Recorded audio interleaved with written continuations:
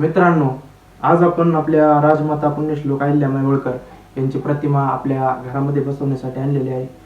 खरं तर व्हिडिओ बनवण्याचं कारण हे की मी तुम्हाला मागे एका व्याख्यानाच्या माध्यमातून सांगितलं होतं की राजमाता अहिल्याबाईंची प्रतिमा आपल्या घरामध्ये असायला पाहिजे. आणि अहिल्याबाईंची प्रतिमा आमच्या घरामध्ये होती, पण एक फोटो फ्रेम पडल्यामुळे त्याची काच फुटल्यामुळे ती खराब झाली. त्याच्यामुळं ही नवीन फ्रेम मी आणलेली आहे. आणि ही फोटो फ्रेम तुम्हाला घरात लावण्याचं कारण एवढंच की माँसाहेबांचा विचार, त्यांचं नेतृत्व, कर्तृत्व, पराक्रम आपल्या डोळ्यासमोर सतत राहावा, हीच आपली, आणि त्यांचा गौरवशाली ज्वलन तेजस्वी असा इतिहास आपल्या डोळ्यासमोर सतत राहावा म्हणून ही फोटो फ्रेम आपल्या प्रत्येकाच्या घरात असावी असं मी तुम्हाला सांगितलं होतं. आणि आमच्या घरात देखील ही खूप भव्य दिव्य नाही, पण एक ही प्रतिमा आपल्या डोळ्यासमोर असली की त्यांचं कर्तृत्व, त्यांचा पराक्रम, त्यांचा ज्वलन तेजस्वी असा इतिहास आपल्यासमोर राहील.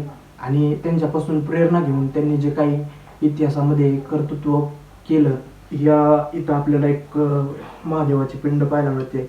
भगवान शिवांच्या त्या खूप मोठ्या उपासक होत्या.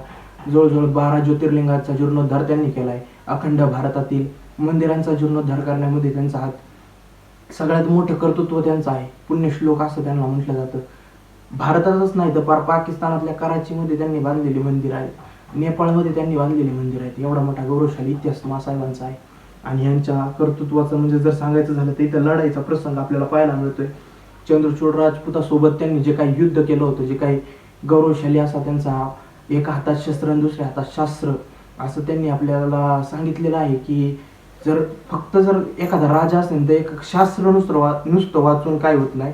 राजा असेल, राणी असेल, कुणी असेल, सामान्य कुटुंबात असून सुद्धा त्यांनी एवढं मोठं कर्तृत्व केलंय. आज जगाच्या इतिहासात त्यांना सर्वोत्कृष्ट महिला शासक म्हटलं जातं. ते उगाच नाही. आपण पाहू शकता त्यांचा हा भाला जो होता तो जवळजवळ 40 ते 50 किलोचा फक्त भाला होता. मैदानामध्ये ते अशा भाला फेकमध्ये त्यांचा हात कोणी धरू शकत नव्हतं. एवढं मोठं त्यांचा म्हणजे जर लढाईच्या बाबतीत सांगायचं म्हणलं तर इतिहास आहे. आणि हा अशा प्रकारचा फोटो आहे. तुम्हाला हेच सांगायचं होतं, याच्या माध्यमातून प्रत्येकाने आपल्या घरामध्ये माँसाहेबांचे फोटो लावावेत अशी आपली तुम्हाला विनंती आहे. आणि या वेळेमध्ये आपण इथेच थांबूया. माँसाहेबांच्या पवित्र स्मृतीस पुन्हा एकदा विनम्र अभिवादन करतो आणि या ठिकाणी थांबतो. धन्यवाद. जय मल्हार.